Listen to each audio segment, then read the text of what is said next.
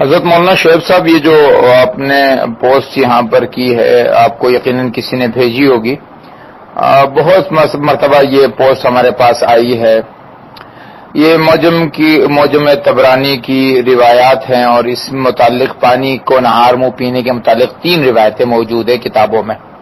2 روایتیں ایسی ہیں کہ جن میں نہار منہ پانی پینے سے منع کیا گیا ہے کہ اس سے قوت کم ہوتی ہے، اور ایک روایت ایسی ہے کہ جس میں نہار منہ پانی پینے کی ترغیب کی گئی ہے.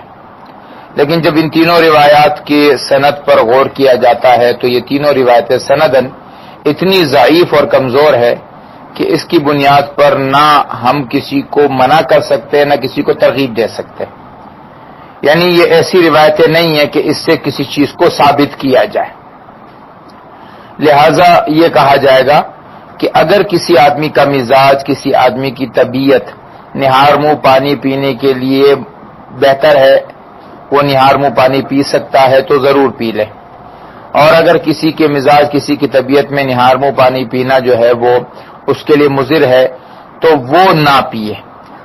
لیکن ہم یوں کہیں کہ چونکہ حدیث میں آیا ہے لہذا پینا نہیں چاہیے، یا حدیث میں آیا ہے لہذا پینا چاہیے، یہ بات درست معلوم نہیں ہوتی ہے.